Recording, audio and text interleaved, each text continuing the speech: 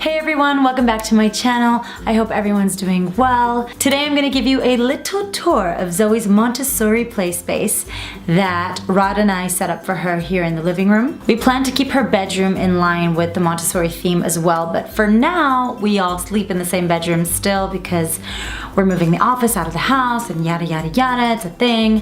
But when we have our space, her space will also continue to be in line with that. A friend of mine had a Montessori book lying around in her house, and I asked her about it and she recommended that I read it because why not? It's a different take on the way you approach development of children, the toys they have at home. Honestly, it was a really easy read. I will link the book in the description box below.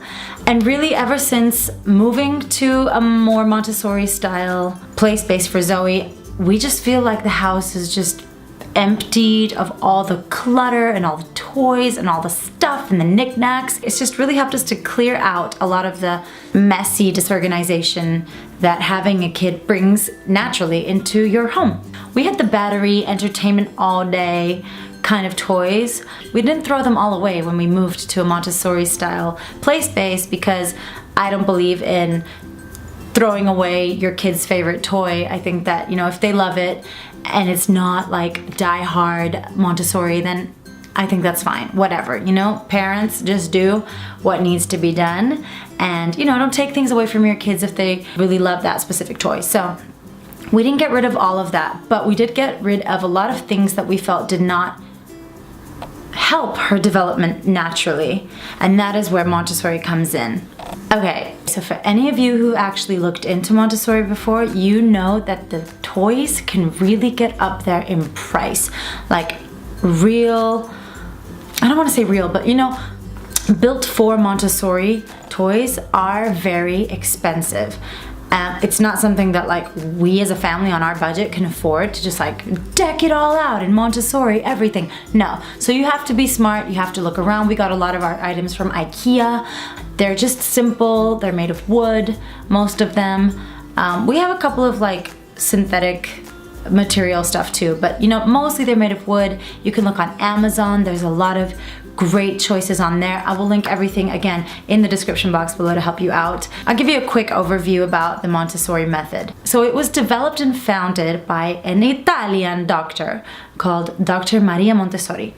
And her philosophy is to allow the child to work independently, play, but to work, she calls it work, to work independently, self-discover, and have the freedom to explore the world around them so that they can develop freedom of responsibility. It's essentially a child-centered educational approach. Now that obviously doesn't mean that you let your child do whatever they please, touch whatever they want, go wherever they want, do things that are endangering themselves, etc., etc. But what it is about is observing your child, looking at what they're interested in, looking at what they're physically trying to develop. Are they at the stage where they're like using their pincer grasp? Are they trying to, you know, have you noticed that they're, you know, looking at little teeny specks of stuff on the floor and trying to grab them? Like, okay, so then you have to think about the types of toys and things to introduce into their environment that help to develop those skills that they are naturally kind of gravitating towards learning. And alongside that observation, also preparing their environment that they naturally live in, the living room, the bedroom, etc.,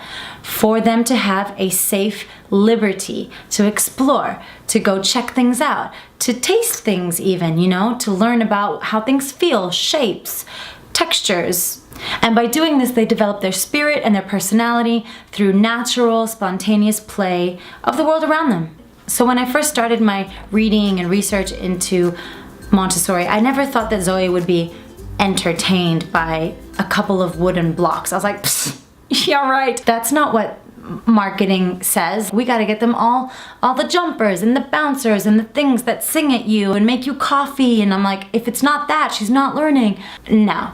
Every day I am literally in awe of Zoe sitting in her play space and just playing with blocks and really basic things, guys, like little instruments and a shaker and, you know, a piece of wood. And this is not to say that any of the other toys that are battery operated and whatever are not helpful for the development of kids. I'm just saying this is another approach. So in Zoe's play space, we have a couple of sensory baskets. One has soft bears and textures in it. The other sensory basket has instruments, of course, and as you see, some of these are plastic. Again, no die-hard stuff, unless of course you can really afford it, but we already had these at home. They were hand-me-downs and we like them, so we just keep them in there. We have a wooden snail that she can pull along. Mostly she just likes to eat its eyes at the moment, but that has some little blocks in it as well that you can remove. She has a xylophone, which she's actually more interested in the beater of the xylophone instead of the actual xylophone.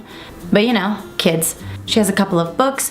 She has a little walker, which was also given to us as a hand-me-down, and we love it, and she loves to play with the blocks in it.